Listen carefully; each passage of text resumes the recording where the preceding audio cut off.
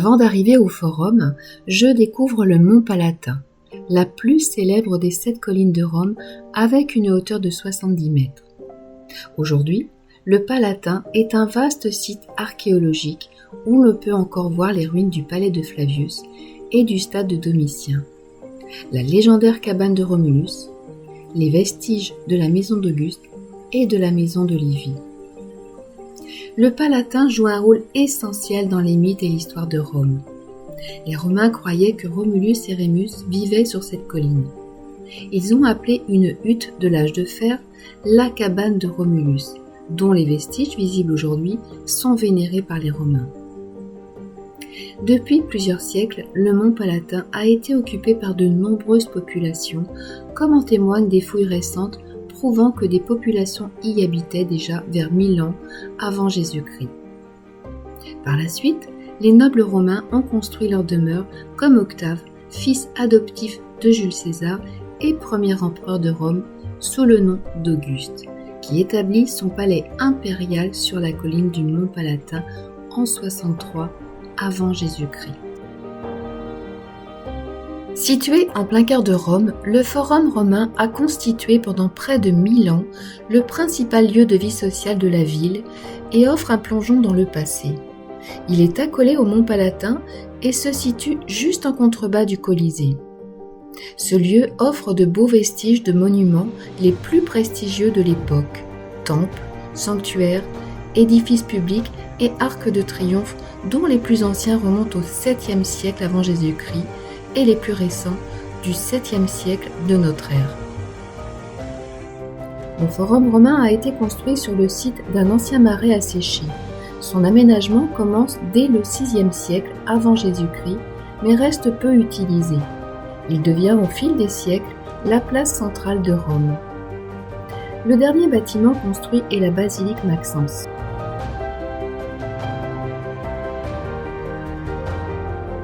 Durant la période royale de 753 à 509 avant Jésus-Christ, le Forum est séparé en 2 parties, l'une réservée à la politique, l'autre au commerce.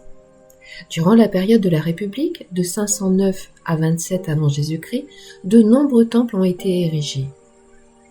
Puis, durant la période impériale, de 27 avant Jésus-Christ à 476 après Jésus-Christ, il reste des vestiges de plusieurs bâtiments que nous allons découvrir ensemble.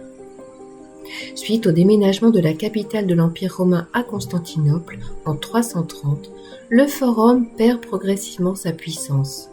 Malgré les agressions successives entre tremblements de terre, incendies, intempéries et pillages des pierres et colonnes, le Forum romain reste l'un des sites les plus impressionnants survivants depuis l'Antiquité. Situé juste devant l'entrée sud du Forum, l'arc de Titus est le plus ancien arc de triomphe romain, construit en 81 par l'empereur Domitien en l'honneur de son frère Titus et de son père Vespasien. Il commémore les victoires contre les Juifs et la prise de Jérusalem. Il mesure 15,40 mètres de hauteur.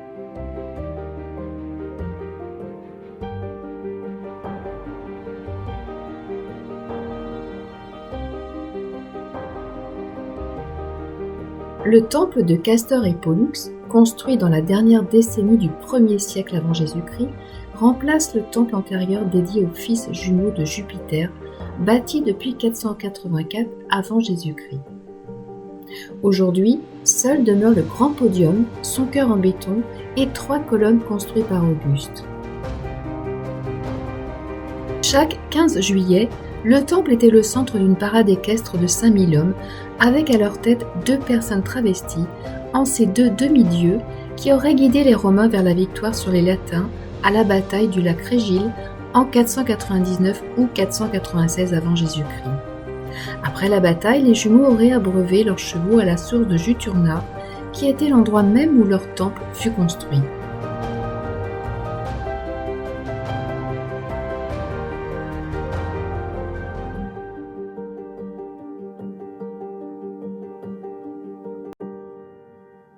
Ce bâtiment de briques abritait la curie, qui était utilisée pour les réunions du Sénat romain, ouverte au public.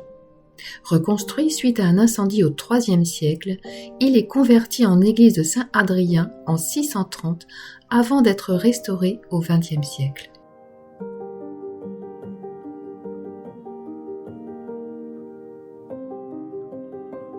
Le temple de Vesta est un des plus anciens et des plus importants sanctuaires de Rome.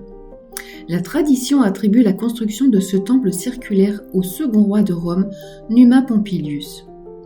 Il était rattaché à la maison des Vestales. Personne ne pouvait y pénétrer, mis à part le roi et les 6 prêtresses. Elles avaient la charge du culte de Vesta, la déesse de la terre, du feu et du foyer, et devaient entretenir le feu sacré placé sur un autel de la Cella, qui ne devait jamais s'éteindre, car il symbolisait la pérennité de la ville de Rome. Elle vivait à côté du temple dans un grand palais dont il reste quelques salles et statues. En 394 après Jésus-Christ, Théodose Ier ferma le temple et le feu qui brûlait depuis plus de 1000 ans s'éteignit.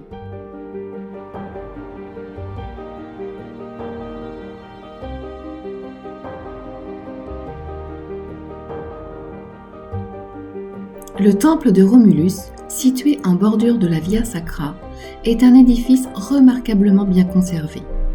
Ce petit temple circulaire est entièrement construit en briques et surmonté d'une coupole d'un diamètre de 15 mètres environ. Aujourd'hui, on peut voir encore la cella centrale couverte en coupole ainsi que l'ancienne porte en bronze avec sa serrure originale.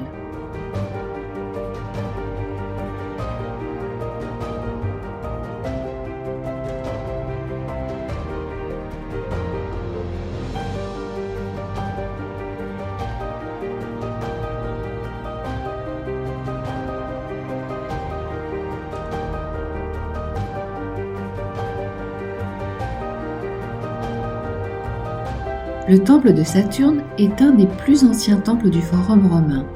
Sa construction a commencé probablement pendant la période royale et inaugurée au début de la République vers 498 avant Jésus-Christ.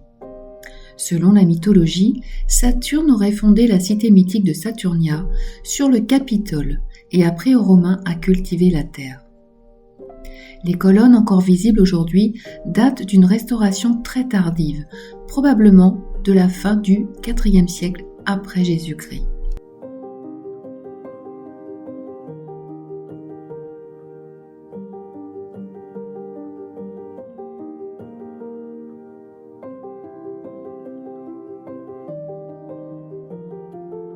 En continuant sur cette voie, qui est la fameuse voie sacrée, j'aperçois sur la gauche les restes de la basilique Amelia.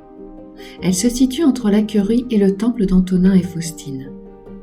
Comme toutes les basiliques antiques, elle n'avait pas de fonction religieuse mais des fonctions judiciaires, politiques et économiques. On y traitait en effet les affaires et on y rendait la justice. C'est la seule basilique républicaine dont il subsiste des vestiges substantiels. Le temple d'Antonin et de Faustine fut initialement dédié à Faustine, l'épouse d'Antonin le Pieux, décédée en 141 après Jésus-Christ.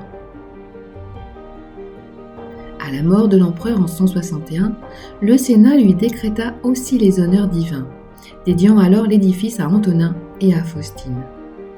Le temple fut transformé en église au IXe siècle et c'est peut-être ce qui le sauva de la destruction totale.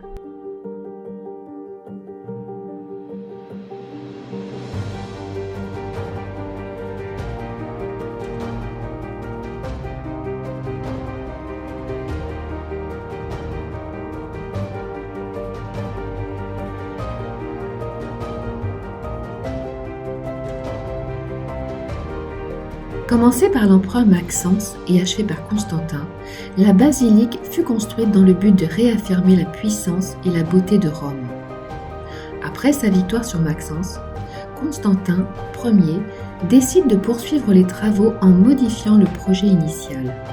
Il ajoute en effet un nouvel axe nord-sud en construisant au sud un nouveau portique d'entrée sur la Via Sacra et en face, du côté nord, une seconde abside aussi grande que la première. La basilique de Maxence et Constantin fut la dernière des basiliques construites à Rome. Elle impressionne par ses dimensions de 110 mètres de long, 65 de large et 35 de hauteur. C'est l'un des plus imposants exemples de l'architecture romaine dont l'ampleur intrigua de nombreuses générations d'architectes, en particulier sous la Renaissance. Le temple de Jules César, mort en 44 avant Jésus-Christ, est inauguré par Auguste en l'an 29 avant Jésus-Christ. Jules César a été le premier Romain à être divinisé. L'édifice se situait à l'endroit où César avait été incinéré, dans la partie orientale du Forum romain, après avoir été assassiné dans la curie de Pompée au Champ de Mars. Son corps fut exposé sur le forum, puis la foule y monta un bûcher et dressa ensuite à cet endroit une colonne en marbre jaune de Numidie et un autel.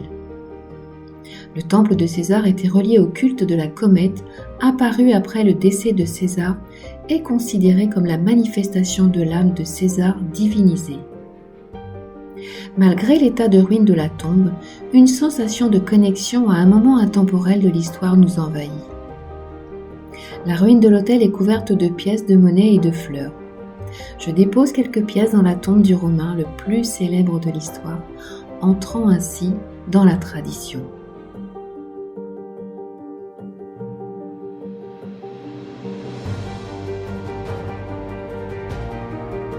L'arc de Septime Sévère est érigé en 203 et commémore les victoires romaines sur les Parthes dans la dernière décennie du IIe siècle. Cet imposant arc de triomphe de 23 mètres de large pour 21 de hauteur a été construit par le Sénat et le peuple de Rome en l'honneur des 10 ans de règne de l'empereur Septime Sévère et de ses 2 fils.